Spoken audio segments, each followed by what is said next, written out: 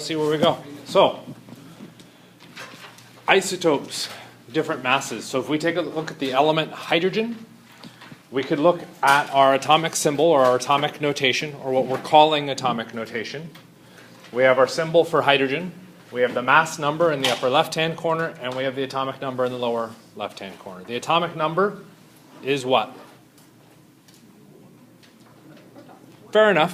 1. That is a fair answer to make, meaning the number of protons. So you were right. That was my bad question. Okay, so we have 1 proton. Because we know we have 1 proton, we also know the symbol is hydrogen. The upper left-hand corner was the mass number. What does that mass number mean? That is our protons plus neutrons. So how many neutrons does that atomic notation have? Good. And if we move over to the next one, the next atomic notation, what information is found within this? 1 proton, 1 neutron, because that's a 2, and it's hydrogen. Okay, cool. So we got all that. What we're referencing now are isotopes. So there's different amounts of neutrons that you could put in an individual element. Okay? For hydrogen, actually we're going to take a step away from that. Okay? When we look at the periodic table, remember it doesn't have a mass number. The periodic table doesn't do mass number. What it does is the atomic weight or the atomic mass. Okay? Well, the atomic weight or the atomic mass, however you want to look at it, is the average mass for all of the isotopes of that element. Okay? So the periodic table takes into consideration all the common isotopes for an individual element. Because for hydrogen, we could throw in an infinite amount of neutrons. The odds that I'm going to have 50 neutrons for 1 proton makes virtually no sense. Okay, so the odds that's there is so small that we don't worry about it. Does that make sense? So we're really only looking at the common isotopes. Different elements have varying amounts, not only amounts, but then percentages of those isotopes as well. Okay? But ultimately what we're looking at for our atomic mass is the average of the mass of our isotopes. So for any element you can have essentially any amount of neutrons? True. It's just the most common? It's just the most common. Okay?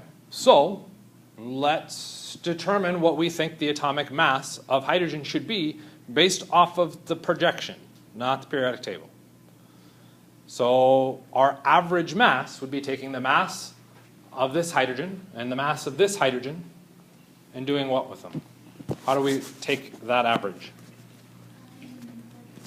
Okay, so we would take the mass of each of them, because those are the things we're trying to average, and then we divide by 2. Why are we dividing by 2? I'm not going to accept that that's how we get the average. If we were going to take the average height for everybody in this room, what would we do? The total number of people. So we're dividing by 2 not just because that's how we get an average. It's because there's 2 things going into our average that we're dividing by 2. So it's based off of the number of things that we're putting in our sum. Yeah? So if we did that, what would we get for our average mass?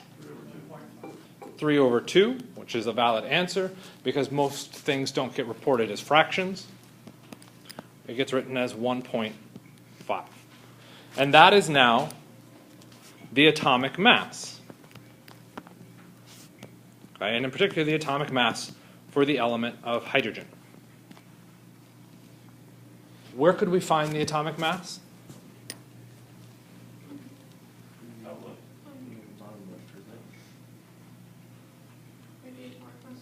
Bottom left, top left doesn't help me out. I don't know what you're referencing. Because to my bottom left, I just see carpet. So that doesn't make any sense to me. On the periodic table, so we could reference the top left on the periodic table for hydrogen, and I see nothing. So when people were talking about top left and bottom left, what were you referencing? The atomic weight number, so in hydrogen, and its box, the atomic weight number at the bottom left of that box. Okay, so one reference was looking at how our periodic table is organized, and in the bottom left corner, we have the atomic weight, or the atomic mass. if we were looking at our atomic notation, in the bottom left we have the atomic number, so that's not our mass. And the top right is the mass number, so we might be, oh, isn't that the atomic mass? No, the mass number is the number of protons and neutrons for an isotope. The atomic mass is the average of the mass numbers. Okay? Those are two different concepts. The average height in this classroom is not 6'4", but that is my height. Okay? They're related to each other, but they're not the same. Does that make sense?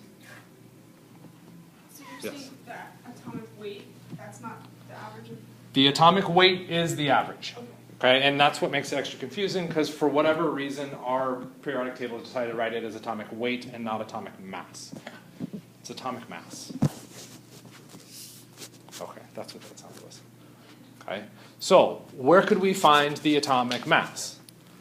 We can't find it from our atomic notation. We have to find it where? On the periodic table. In our periodic table, the atomic mass is provided in the bottom left corner. Nothing to do with the location of our symbols here. It has to do with the organization of our periodic table. Yeah? Okay. In our calculation here, we said our atomic mass was the average of the isotopes, which was 1.5. And when we look at the periodic table for the atomic mass for hydrogen, we get 1.5. You're just going to accept that. 1.01. 1.01. I'm pretty sure 1.01 and 1.5 don't equal the same thing. What's wrong? Because those numbers are supposed to be the same.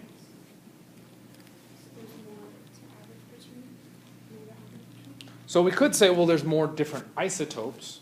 There's an implied assumption that we've made within this calculation. So what you've learned as your average for how you calculate an average has a really big assumption built into it that is not true for all averages. What is that assumption?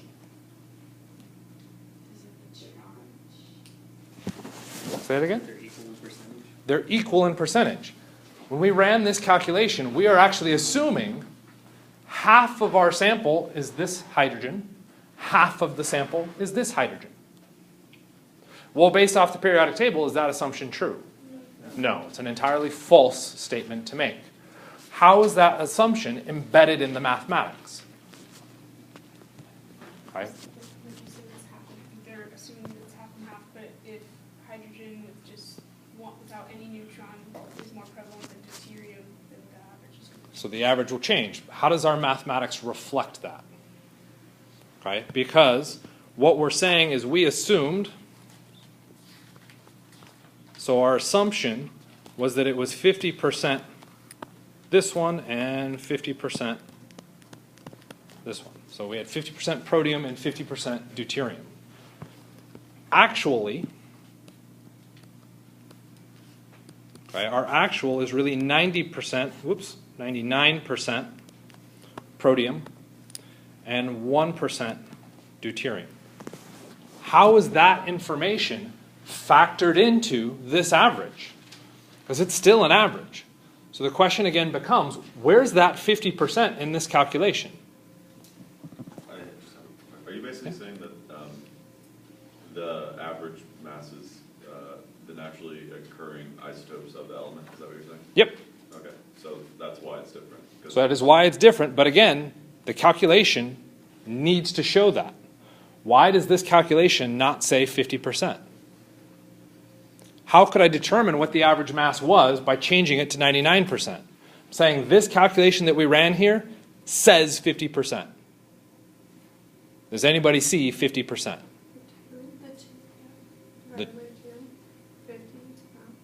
Sort of. So how would I change that to be 99 then?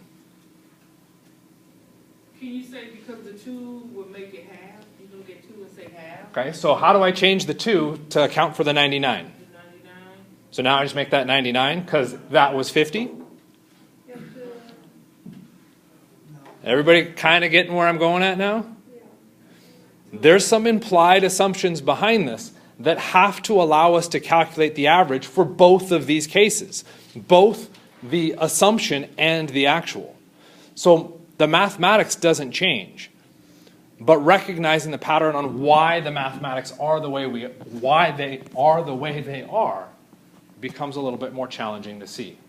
So what we're going to do is break apart those mathematics. We're going to break those into the individual pieces and see if we can see where 50% came from. Because once we know where the 50% came from, what can we do? We can change it from being 50% to 99. At this stage, there's nothing that I can change to make that simple adjustment. Make sense? Okay.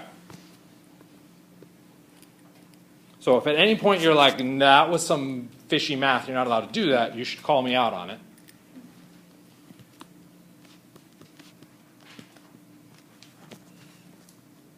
Yeah?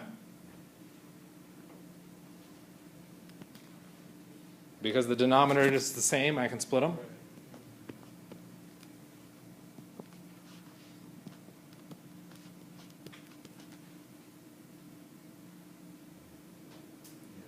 Okay. Oh, that's going to look dicey. How can I pull that one off?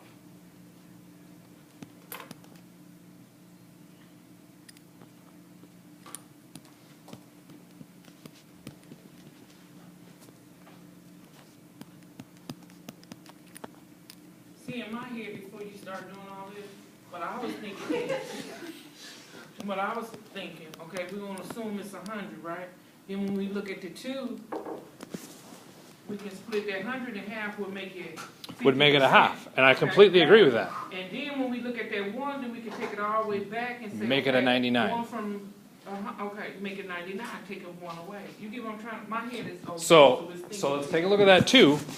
You're saying this 2 came from making that a half. How do I incorporate that 99 now into that 2?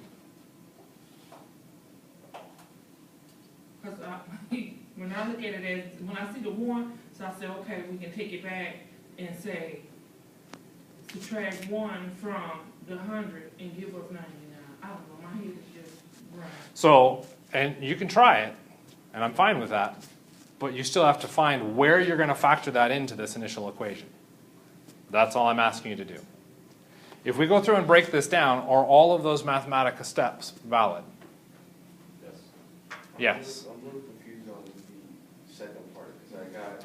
1 over 2 plus 2 over 2, going to here? Yeah. What did I do? Okay. You're not the only one. What did I do to go from here to here? What's the difference?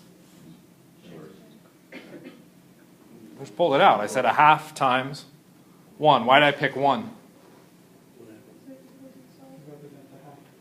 To represent the 1 from the mass for that hydrogen. Where did I get this 2? Where did I get this 2? It's the 2 over 2, and you just changed it. Where did I get the 2? Because there's 2 numbers. Nope. No, the 2 from the top of the... It's the mass of the deuterium. What was this half? I divided by 2. Okay, so 1 over 2 is 50. What's a line mean? Keep going. Divided by? No, I still want the line. Other words to me. 3 letters. We can play hangman too. I'm fine with that. Yeah. 3 letters. 1, 2, 3. What does that line represent? What is the meaning of that line? 3 letters. Okay, I heard a bunch of adds and guesses, so I'll pretend that you said with the not that those weren't actual valid guesses.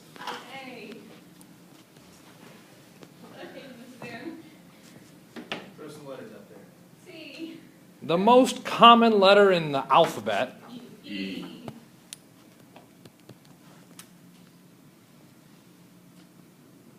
F. And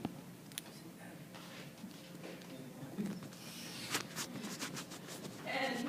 If you got to go to the bathroom, what might you be doing in the bathroom? She's saying what the line mean between I want B that and line. I. What does that line mean? There's 3 letters. You got to go to the bathroom. What are you going to do? P.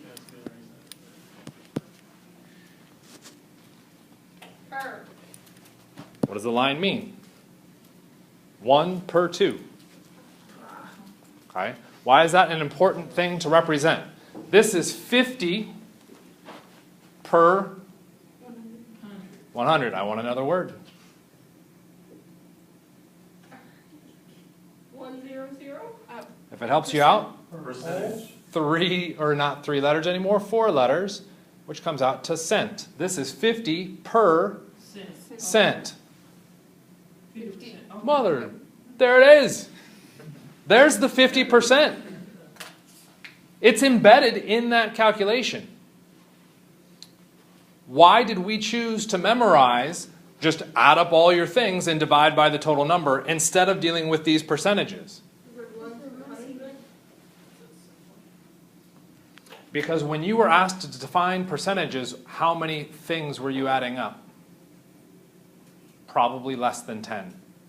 You could probably do that calculation easily. When we're looking at the percentage for our individual isotopes, how much are we adding up?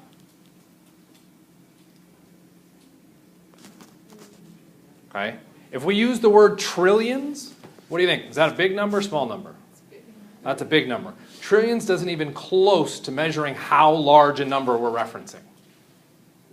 Okay? And trillions is a large number. Okay? We're orders of magnitude higher than trillions when we go through to do this average. It makes no sense to add up those numbers. Instead, what I want to do, I want to look at percentages of the sample.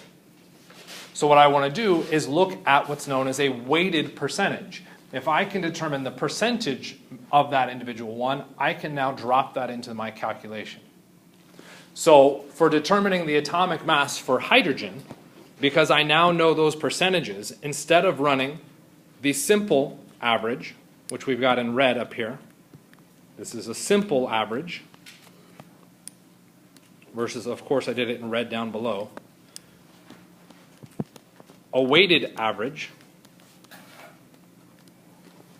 What happens if I run the weighted average for hydrogen? What was the percent for protium? 99. So this would be 99% times what? 1. The mass for protium being 1 plus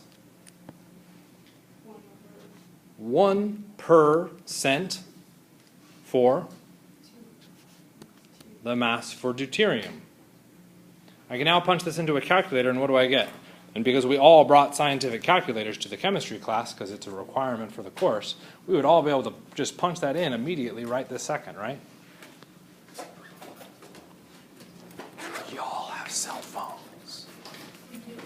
Like half of the class actually has cell phones out in front of them. The other half of the class actually has a computer, which is also equivalent for running this calculation. Holy mother. What did we get?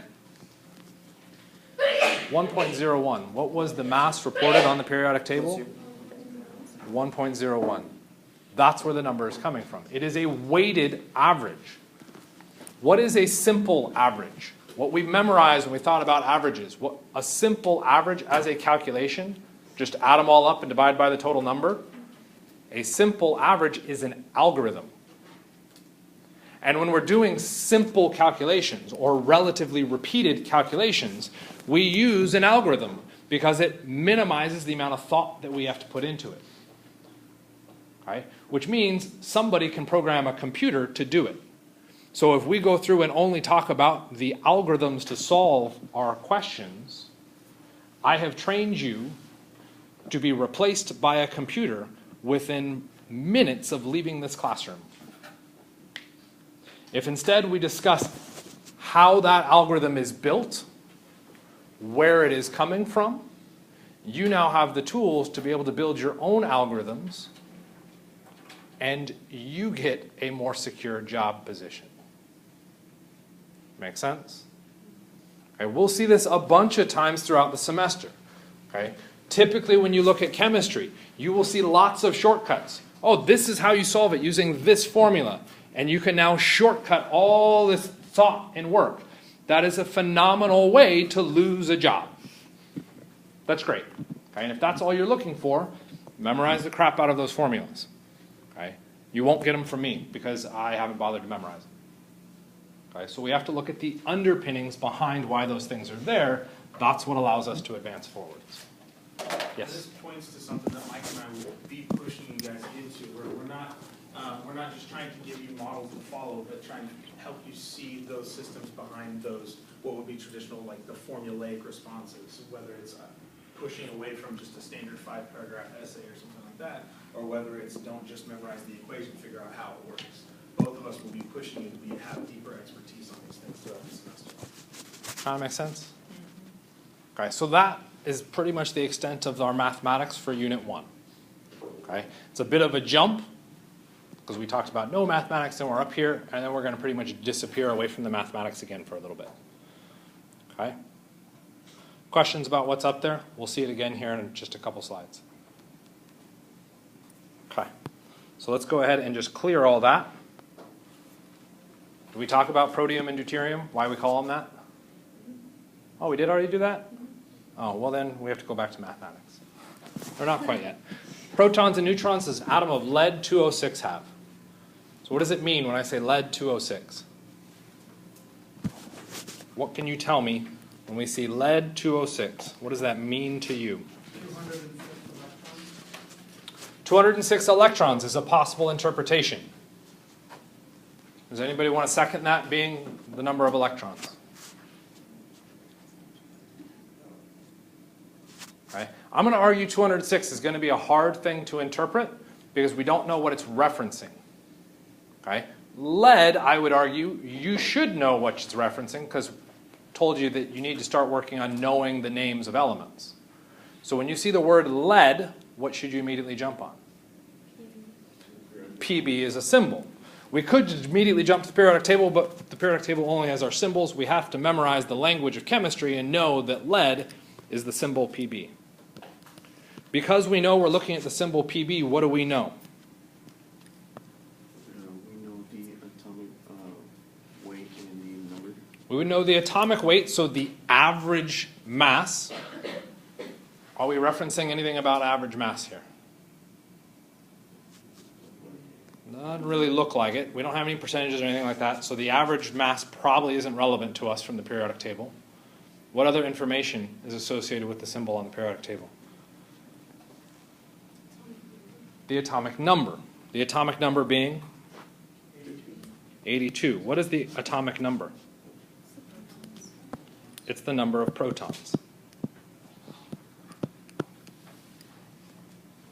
Okay? That defines the element. So as soon as we see the word lead, we know we have 82 protons. That immediately comes out of that. So now the question is, well, what the hell does that 206 mean? Okay? We have two possible answers that 206 could be. It could be in reference to the number of electrons. It could also be in reference to the number of neutrons. Okay? And in both cases, what I'm referencing is saying in reference to, not equal to. Okay? Can the 206 be the number of electrons? With only 82 protons, how many electrons would I expect near that? 82. I want to be as close to zero charge as possible. 206 electrons would be slightly more electrons. Right? Okay. When we talked about electrons, where was the information about electrons typically stored?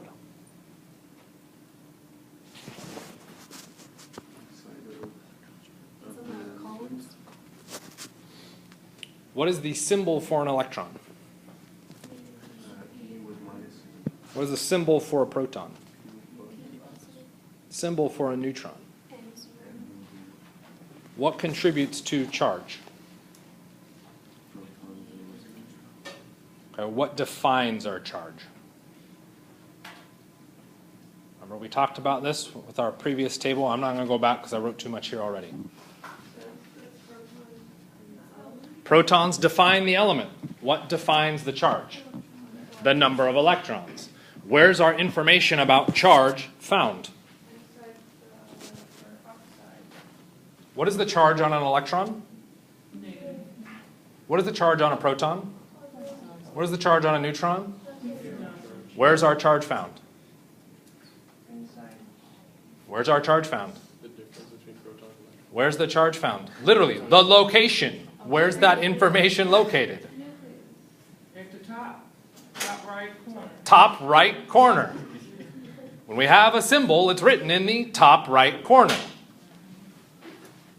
Is lead 206 a symbol?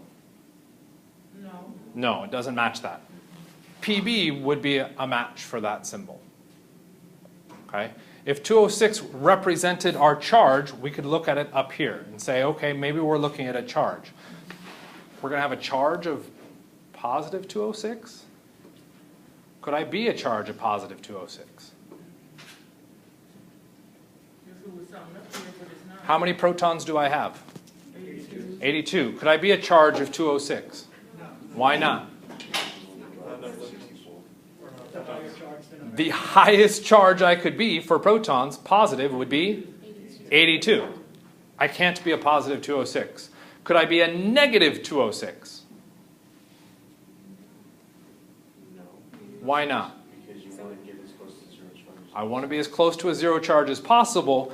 To be a negative 206, I have to have an excess by 206 of that 82. That doesn't make sense either. Is this 206 referencing the charge? No. If it's not referencing the charge, what is it referencing? The mass. What contributes to mass? Protons and neutrons. Do I know the number of protons? What does this 206 then give me information for?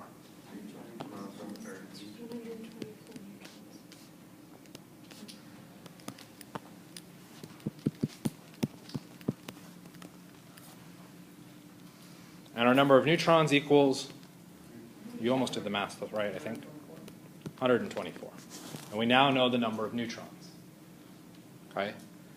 The information is now positioned slightly differently. You should still be able to process your way through that. Okay?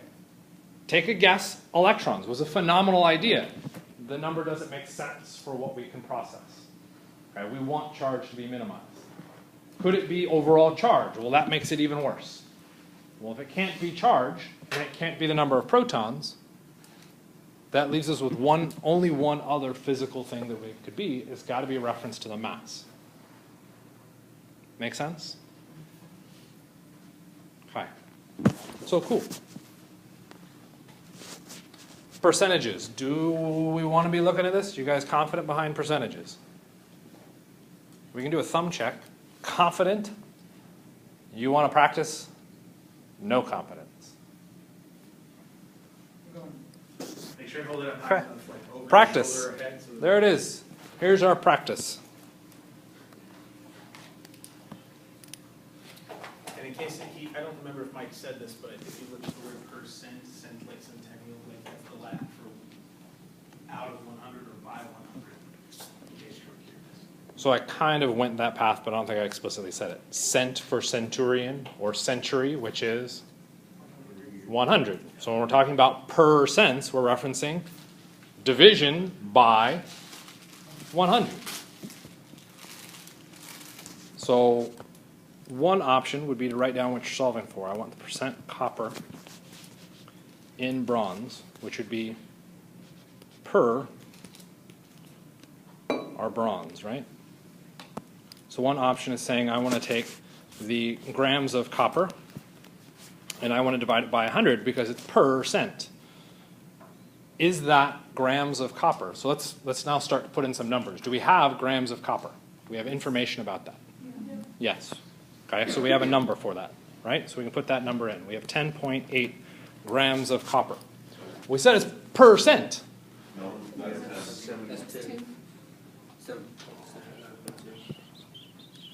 Just making sure you guys are paying attention. Yeah, that's it. There we go. So we've got 79.2 grams of copper. Okay, is that 72 or 79.2 grams of copper per 100? No. Is this a percent? It's grams. No, that's grams. So this is a false statement because the 79 grams of copper is not out of 100 right now. Okay, so I can't make that percent yet because it literally doesn't say percent. It says grams of copper. Where is that 79.2 grams of copper found? Well, again, what's my focus? Bronze. So I want to know how much copper is found in bronze. Do I know anything about the bronze? Both of the total, so the 72, or 79.2 grams of copper and the 10.8 grams of tin I'm gonna- adds up to 90 grams in total. Pause you there, and it's going to sound like it's just going to be a jerk statement. I also happen to be 37 years old, so I'm going to add 37 to that 90, and I'm going to get a number of 100 and, I can't do the math, 117. 27. Does that make sense to use 127? Hopefully all of you are being like, no, what the hell does your age have to do with anything with this question? Exactly right. Okay? This is one of the biggest misconceptions, or not necessarily misconceptions, but jumps that a lot of students want to make. Okay? And it's not wrong per se, but it's the thought behind it. You did a bunch of thought. You didn't write any of that thought down. You just started punching numbers into a calculator. Does that make sense? Okay, so before we deal with those numbers, I want to know, what do I know about bronze? Do we just know like the sample of it? Is that what we're doing right now? It's like we don't know everything about bronze, but we just know the sample we're talking about. Close. It's getting at an idea. We'll go here first. We know that bronze is made out of copper and tin. How do you know that? It says It says that at the very beginning. Bronze is copper and tin. Now that I know what makes up copper and tin, now I can potentially reference the sample. Where were you going to go, Talon? Okay. Once I know what the sample is, it's made up of copper and tin, now I can go through and say, well, this is actually, bronze is going to be the sum of the copper and tin. Do I know the mass of the copper? Yes. What was the number for that? 90 grams. What was the mass of the copper? 79.2. 70, oh, mother. 9.2. What was the mass of our tin? 10.8. Okay? And yes, if we add those two up, we get our 90, okay, grams of bronze. We could then punch this into a calculator and we would get, you're going to get 0.88, okay? And I like where you were suggesting, because this is now 0.88 with what units? Grams. What happened to our grams? I had grams in the numerator, grams in the denominator. They canceled. I don't have any grams. So this is unitless. What is this supposed to be representing? A percent. But a percent is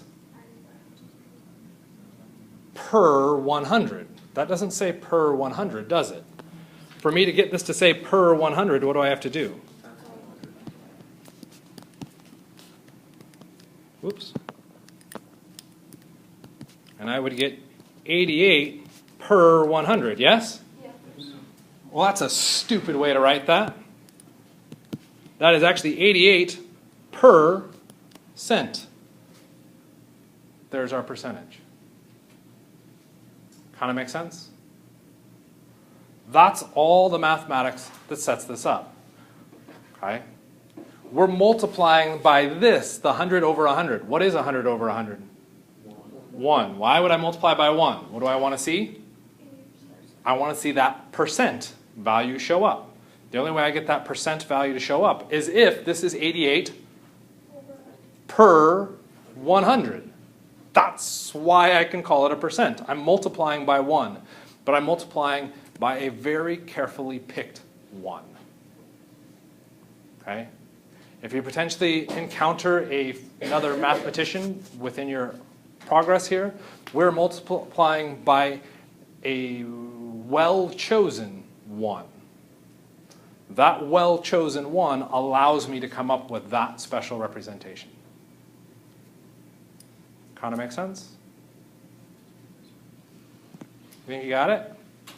And when you're talking about a well-chosen one from a math or science perspective, you're talking about a rhetorical purpose. You had a goal you were trying to get to, so it's actually a rhetorically chosen one to decide how you were going to represent that information.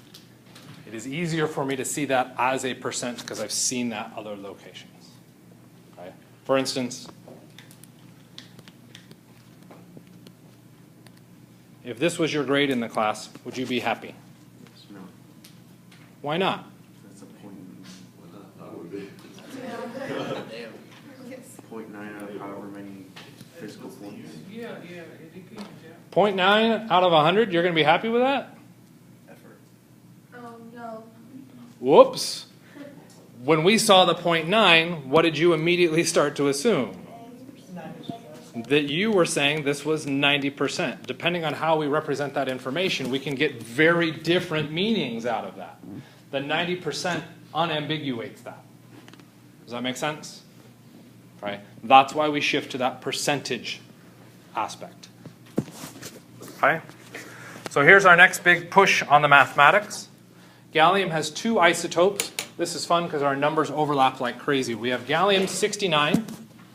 Okay, upper right-hand corner, left-hand corner, that's my left, is referencing that is the mass number, because it is the sum of our protons and neutrons, with a mass of 68.926 AMUs. You'll notice that number doesn't come out exactly the same. Don't stress on that. That has to do with measuring exact masses as opposed to using a mass number, which is literally the number of pieces. Okay? But we're saying the mass comes out to be 68.926 with a 60.11% abundance and also gallium-71. I want to know the mass of gallium-71. Okay? This is getting all the percentages stuff. In fact, this is getting the percentages for that weighted average that we need to be thinking about. How did we calculate a weighted average? We had the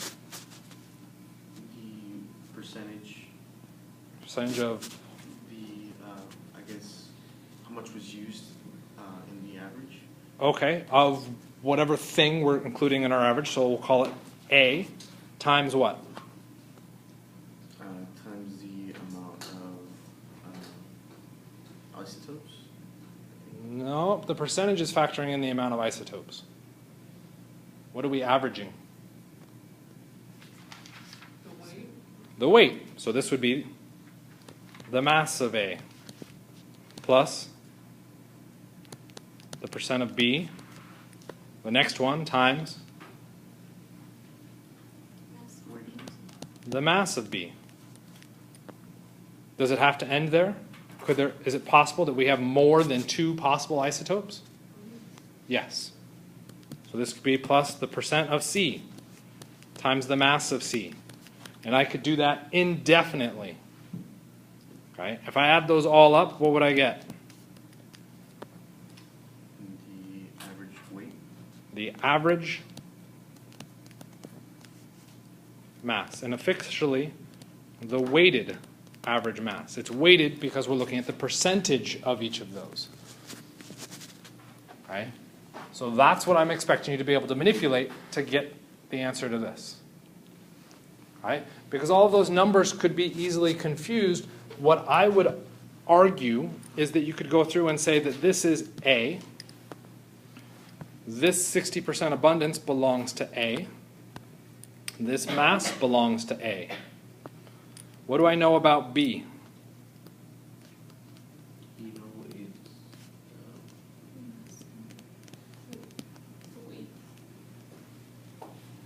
Do I know the weight? No, but you know the math. Weight and mass used interchangeably. no mass number. I know the mass number. Do I know its mass? Yeah. How do you know that? Because the mass number only adds up the proton and neutron. Okay, that's one option.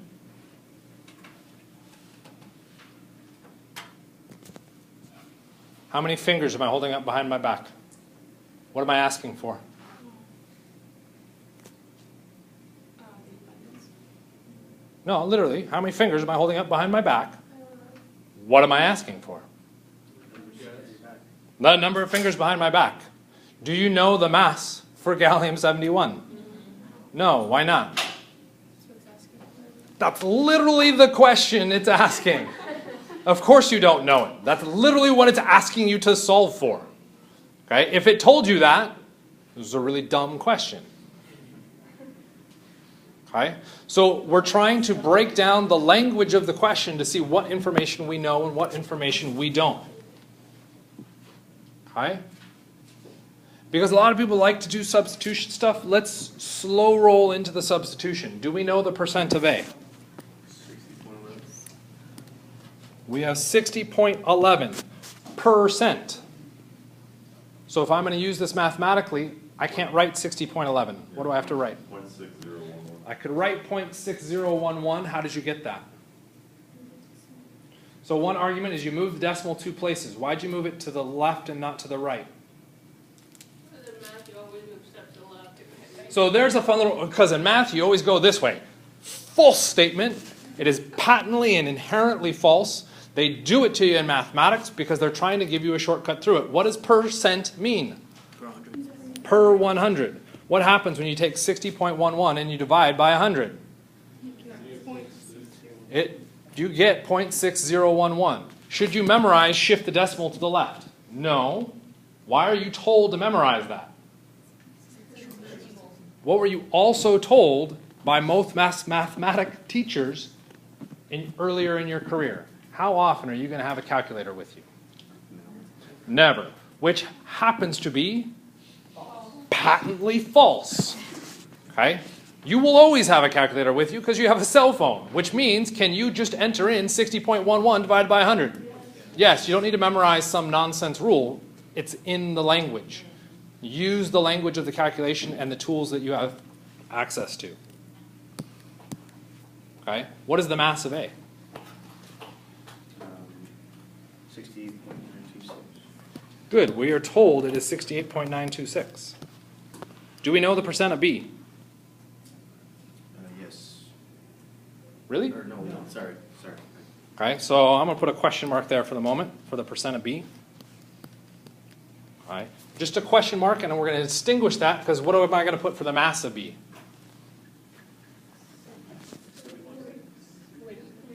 We don't know the mass of B. More importantly, what is different about what we don't know about the mass of B versus what we don't know about the percent of B?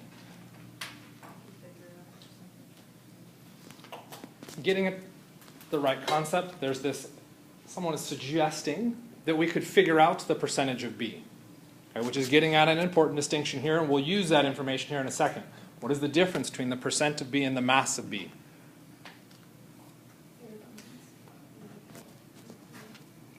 Percent of B is something that we can find out given the information embedded within the question. What is the mass of B? The answer I want. Okay, that is my goal. Okay, if we're going to solve for an unknown system, what do we typically represent that unknown as? X. That's why I'm using a different symbol. Okay, so let's work with it because we got a suggestion from our audience. You think you can tell me the percent of B? Me personally, probably not. Oh, come on. What do you got? You don't know? We'll look at. So it's basically X is 71, and then in the parentheses 1 minus 6. X is not 71, so I don't know where that's coming from. Well, okay, this is, can I tell you how I would do it? Okay. Gives you the same exact, okay. So 71 multiplied by 1 minus 0.6011. What is the 1 minus? That's the important thing. So the 71 is going to be false out of the gate. You've already got something massively wrong. You're answering the wrong question. I got the whole answer. You got the answer wrong. What is the 1 minus 0.6011? The percentage of 71 gallons. You were told how many isotopes are there? 2. If I tell you one of them is 50%, what's the other one? 50%. If I tell you one of them is 60.11%, what's the other one? 39.89. It's the difference that allows me to get that answer. Okay? That percent value is 100 minus the percent of A, which will get me the percent of B. It is embedded in the question. You have to recognize that information is there. Okay? That is hard because it isn't inherently obvious to everybody. That information is already stashed in the question. You have to pull that information out. Okay? So that means that that percentage goes in, because someone already came up with it, 39.89. per 100. You could also use the 0.3989 if you wanted to just immediately skip to that by using 1 minus. That works as well. Okay? There was a suggestion then that X should go in as 71. If I go through and solve that, I will get a number. Did I solve for the mass of gallium 71? If I plug in X as 71, what did I solve for? A random number that is the average of both of those isotopes, not the mass of X. So we would I want to know the mass of X. So we would just have to get X by itself in order to solve for it. Get X by itself. To get X by itself, we have to rearrange the equation. Right? This comes out with some number. How can I get this number to this side of the equation? Subtract. What am I subtracting from? 39.89 over 100 for most of them. Nope, that's on the X. So 0. What does this whole expression equal? So you're gonna subtract. What does this whole expression equal? 0. No, the weight of the The weighted average mass. So the average mass for this is 0. Gallium weighs nothing. Does that make sense? No. Okay. And that's where your process failed, Gabe, is you said, I set it equal to 0. That's not the average mass for gallium. Where could I get the average mass for gallium? I like where you're looking. Where are you looking? Periodic table, What is the number on the periodic table? 69.72. 69.72, which happens to represent the average mass for gallium.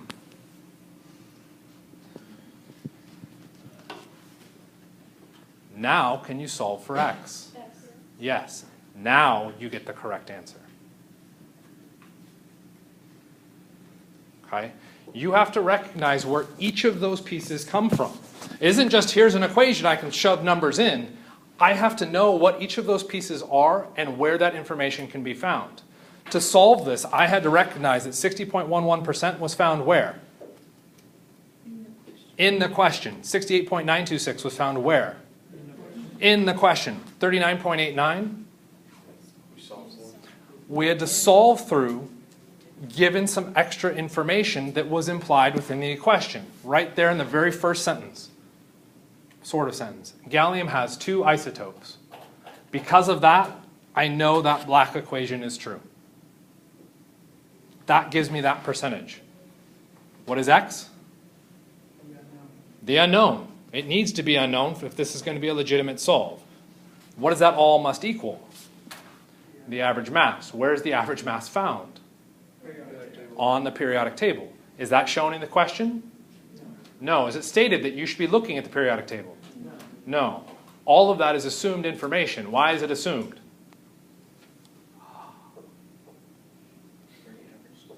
Because you are now chemistry students, and as chemistry students, what will you always have access to? The periodic table. You have to know that there's information embedded in that table and how to pull that information out and match it to things we're solving. Okay? This is just the first layer on our periodic table. Will this be on the test? Yes. Okay? When we look at the test, you get 2 components, multiple choice and show your work. How many things have we done that involved any kind of real work showing? 2. I'm going to argue it's 1. It's this. So far, this is the only show your work we can do. Okay? Getting to this. Okay? What does that mean you should do? Memorize the application of this equation. You need that information. That is going to be the easiest way to approach this. Okay? The harder way, we walked through. How do we get this information? That came from looking at the simple average and recognizing all of those assumptions made. Okay? I do not expect you to be able to recognize all of those assumptions on every single thing. I do expect you to see where they're coming from, and you can make the conscious effort. Do I want to memorize, or do I want to just understand how it came? Okay? But in each of those cases, you still must apply the knowledge to this. This is not just a blind shoveling of numbers. Okay? It is very common for people to say X is 71. If you make that statement, That's fine. You solved the question. Everybody see that? You're done. There's no point for any mathematics. There's no calculations. You're done. You said the answer was 71. Okay? That seems a bit suspicious because you didn't use any of the other calculations. So that should be sending up alarm bells saying, I might have made a mistake. That big mistake is recognizing what this equals. Nearly always people drop in 0. You can't do that. You have to understand the meaning behind the numbers. Okay? So, periodic table. Exciting thing. We're going to jump into chapter 5. So we went through the first half of chapter 4. Is that a question because you want to know what the exact number is on that? Yeah. I don't know what the exact number is. 70.924. 70.924, I would accept. That's at least ballpark. 924.7. Yeah, that's at least ballpark where it should be. I don't know what I'm doing. Okay. So rounding will be an issue. If you have problems with the calculator, talk to me after class and we'll punch in the exact number. Okay. In a show your work, where's most of the points going to show up? In your work. You could have all of that work that we had up there and you would get 4 out of 5 points. Okay, even if you punch it into the calculator wrong. You've shown all of the work to get there, you just don't know how to use a calculator. Part of this class tests on using a calculator. That becomes implied knowledge from your previous courses. If you have a problem with using a calculator, that is okay. You have to talk to me. Okay, so let's stop dealing with mathematics and look at the periodic table. What do we have up on the board? Different forms of the periodic table. We have different periodic tables. Why are we not using those instead of the ones on the board or on our walls? No, I just plugged in a calculator. It's easy to do.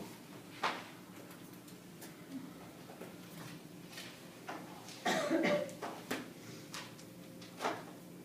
do we use these? Yeah. It's way easier to read. Okay.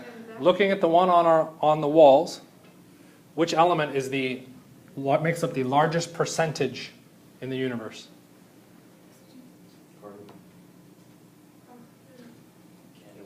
Oh, you can't tell.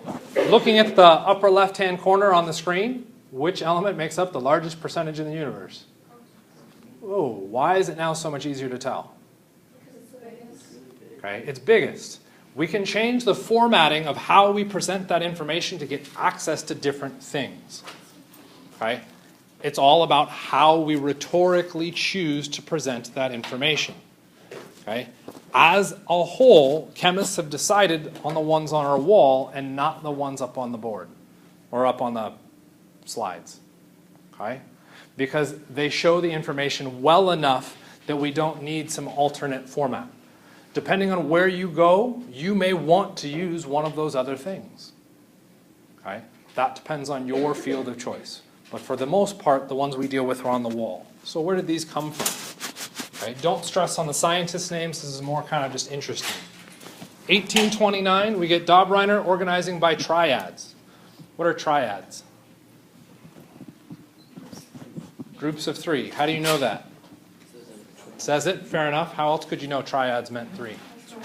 Try. Use the root, use the language to help you interpret it. Okay, so why would he have said groups of 3? Just in case. Metals, non-metals. That's an interesting one. I haven't heard that one.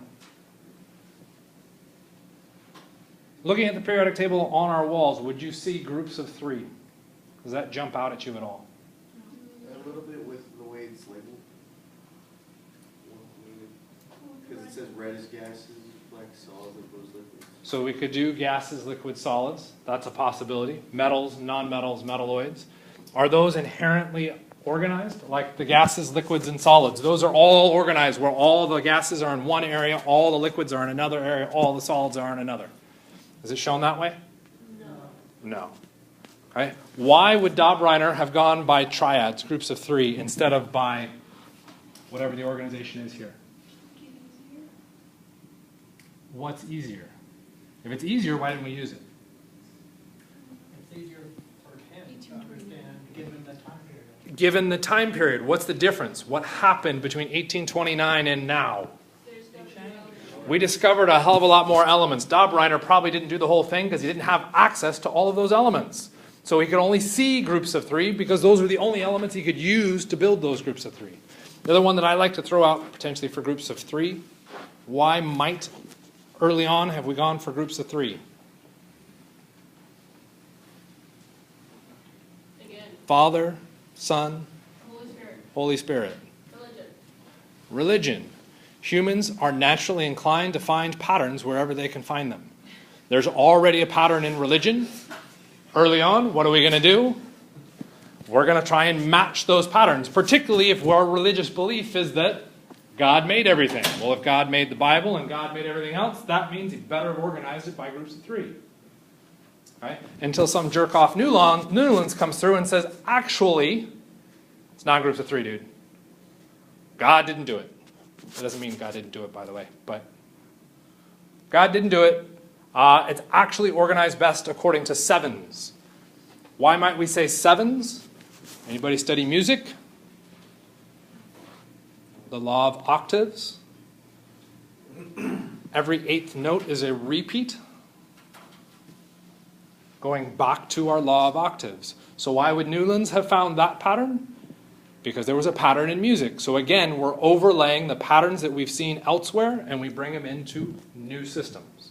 And it could also be tying to the religious because biblical numerology points 7 as the number of completion of perfection. Oh, so it gets a double tie because music probably has the same tie back. Rested on the 7th day. That Yeah. kind of thing. Okay? So ultimately, both of those organization systems were wrong, okay? Because we found more and more elements that kept disproving them. Mendeleev is the scientist that you do need to know. Okay? And the reason we go through and memorize Mendeleev tied to the periodic table isn't necessarily because his pattern is correct. It's not. He organized according to atomic mass. If we look at our periodic table, what is the most prominent number on our periodic table for each element? The atomic number? The atomic number, which represents the No, the amount. the number of protons. Okay? We changed the organization to go based off the number of protons. Why would Mendeleev not have done that? He didn't know that at the time. Mendeleev is like 1850s. Discovery of electrons and protons are William Ramsey. Thomson, 1900. We're 50 years before an atomic model, before any like subatomic model. And he's coming up with these kind of assumptions. So we can only go based off of atomic mass. But in his organization, the reason why we use it is because of these silly little echas. What are those echas? Can you repeat that? What are these echas? This is why we give Mendeleev so much credit. What's an echo? Predict- I asked first. predicted elements. According to their Okay. atomic Like mass. a side. Echas, and if we want to think about it this way, it just happened to hit me. Echa is an echo of aluminum. They're Okay. unknown. There is an unknown element similar to aluminum. Most people would have just slid yttrium up into that place, and it would have gone boron, aluminum, yttrium. And instead, Mendeleev said, hold up, there's an echo in there, and another echo. You have to account for those two pieces. You didn't put them in there. You screwed up. You people out there finding elements, missed 2. Go find them. You screwed up. Okay? And if someone just went out and told you, hey, you screwed up, you might just be like, Prove it. screw off. You're wrong. Okay? Mendeleev took it a step further. Okay? So here's one of them, ecosilicon, germanium. So ecosilicon. The echo of silicon, Ge, standing for germanium. Mendeleev predicted germanium. Didn't know what it was or how to call it, so he just called it ecosilicon. Predicted in 1869. Germanium actually found 20 years later, ballpark. Someone comes up to you in 20 years, they say, 20 years, you're going to have brown hair. My hair doesn't change very much. That's a pretty dumb prediction. So, cool, I agree with you. You will weigh exactly 142 pounds. weight doesn't change that much since you're adults. Maybe, okay. Your body fat will be 22.3%. You're starting to like just throw crap at the wall and hoping it sticks, right? Right? Your melting point, which doesn't work for you, okay? You're married, okay? You will be married to 2 people, okay? You will have exactly 4.3 kids, okay? Yeah, okay, rough approximations. So that's what he goes through and does, okay? But he does it for an individual element, comes up with those properties. Okay? And I'm kind of intentionally standing in, and some people are already like, well, what did he do? And they look to the other screen where I'm not standing in front of it. Gray, like we said, that was a pretty dumb one. The mass. Density. Melting point, come on, you got to give them a little bit of credit. 937 is very high. Oxygen composition, the density of it having reacted, those are pretty insanely spot on. Remember what these are. These are based off of the general trends I see within the periodic table. This is what I think it's going to be. Okay? That's pretty insanely accurate. Okay? 20 years, someone comes back and says, yeah, what was your body fat? Remember how I said it was going to be 21.4? You're actually 21.3. Like, that's kind of spooky. Remember the iceberg? He took what he could see, what was observable, and inferred information about what he couldn't see based on that data. Okay? That's why we acknowledge Mendeleev's power. Okay? Is it's looking for those patterns. Pattern recognition is one of the things that you should be attempting to pick up when you get through this class. Right? And that is a challenge. Okay? A little bit later, as far as history goes, we discover the noble gases. Okay, who discovered those?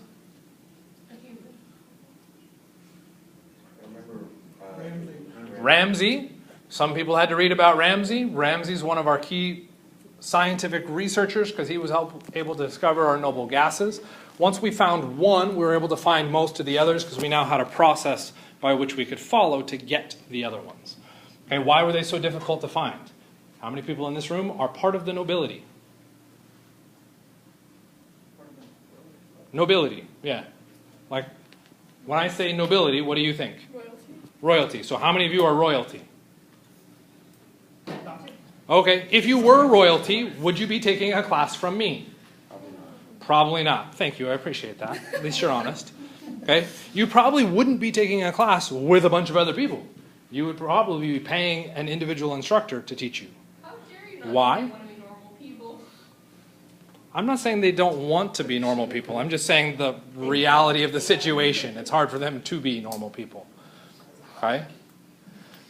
They're going to be isolated from the system because they aren't going to interact. Why do we call the noble gases noble? They don't interact. They don't interact. It ties back to the meaning of those words. Okay? Moseley comes through and identifies nuclear charge. Okay? Once we have nuclear charge on our elements, we can then recognize that Mendeleev's original pattern for the periodic table doesn't quite line up. And we can see mismatches in it that if we do a subtle tweak and now organize by atomic number or nuclear charge, the number of protons, all of the pieces fit. Okay? And we can start to predict a lot of trends and patterns. That's our final periodic table. Okay? So we get the periodic law, atomic number. That's your tie to it. The tail end of chapter 4, we talk about Niels Bohr, which is ultimately looking at our electrons. So far, all we've really just said is that they're there, but we haven't done anything with them. Turns out, where they are is embedded in the periodic table. Okay? We just have to know how to pull it out of it. Okay? Oh, we're going to skip that. Groups and periods. So when we look at our periodic table, we will reference different aspects of it. I almost always screw these up.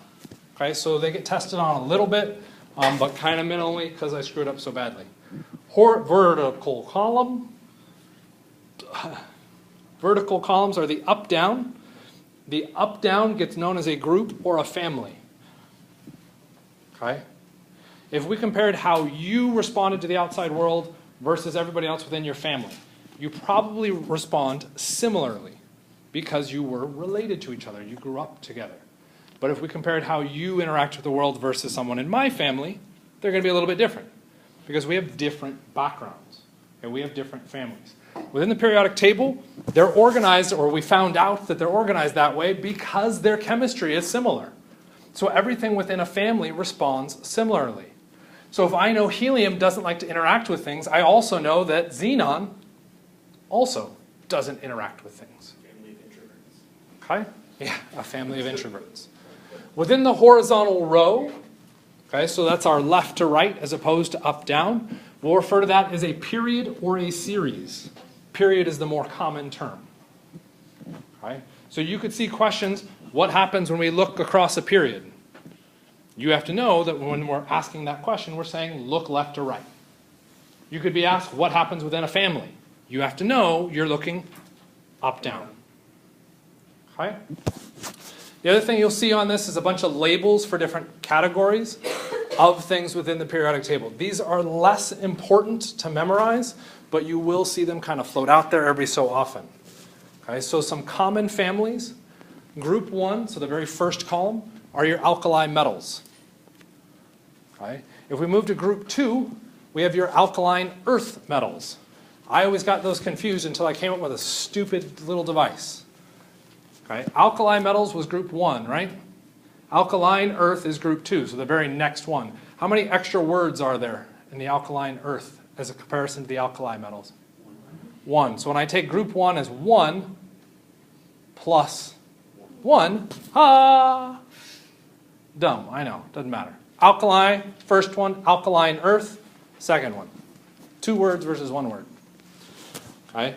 Then we can jump for a minute up to group 17, starting with F. Those are known as your halogens. And then you get your noble gases at the far right. Okay? Those 4 you should absolutely know.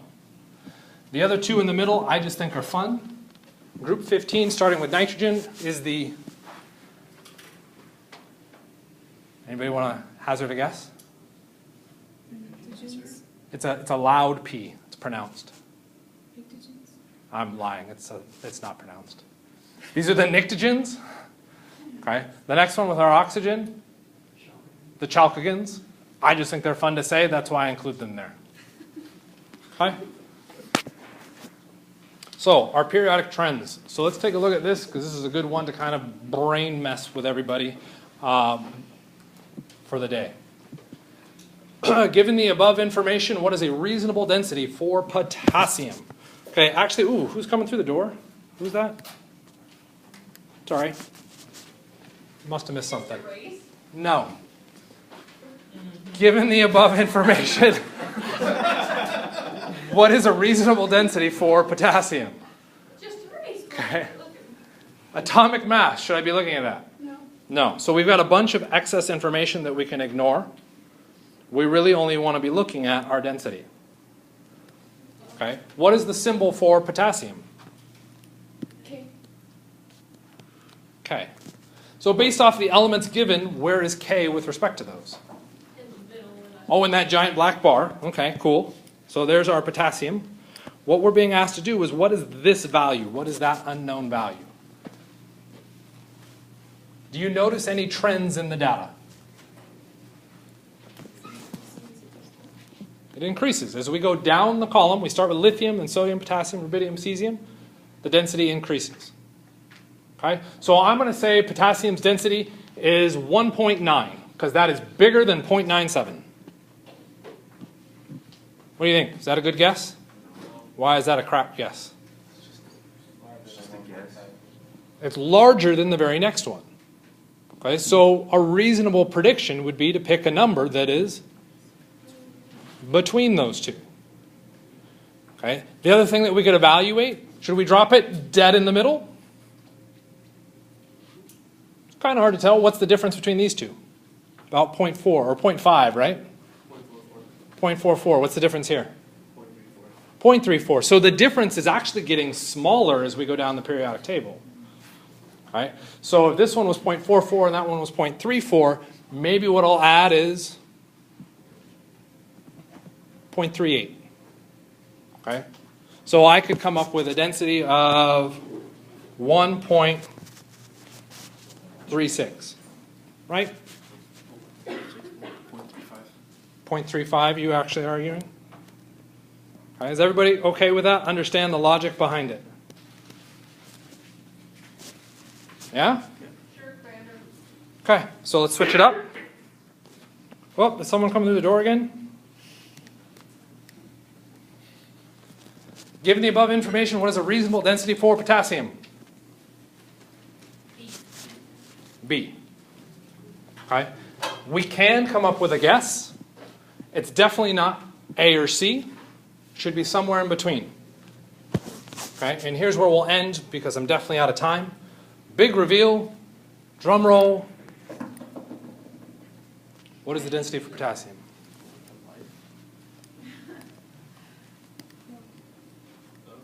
Why do you hurt people so? Was our answer incorrect?